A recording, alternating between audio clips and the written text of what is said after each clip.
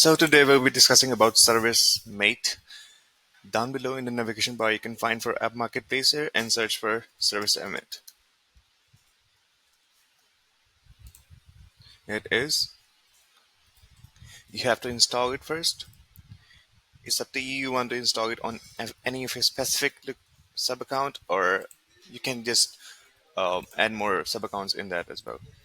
Continue with that and allow an install. In a moment, it will be installed. Yeah, it's done. So yeah, as you can see, it is successfully installed. Now we will be moving forward towards our sub account on which we have installed.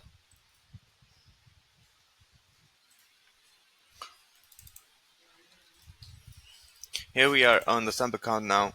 You have to get it configured. So to do that, you will be finding for app configuration and find for service mate. Get it configured. To do that, you have to just set up your ServiceMate account and connect it to here.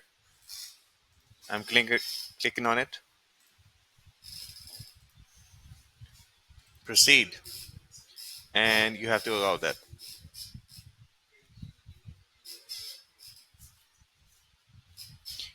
I have already done it, so that's why it is successfully integrated. You have to just set up your account first. So now we will be moving forward towards the automations to just check on that our actions are working in the workflows or not. Move towards automations and create workflow. Start from scratch.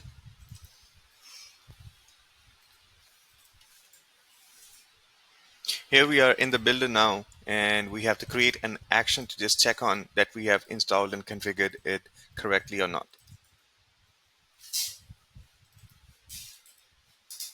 Find for ServiceMate, and it is.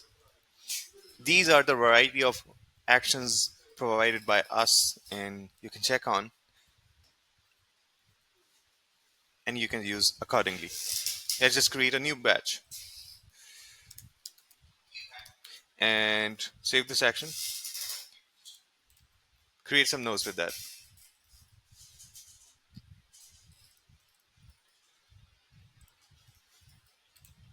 Find for custom values, service emit here, create badge, and the name.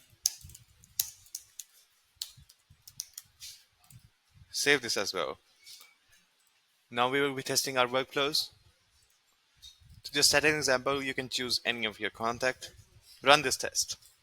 And now we'll be moving forward towards execution logs. So as you can see, it is successfully executed with the nodes. Hope you like it. Thank you so much.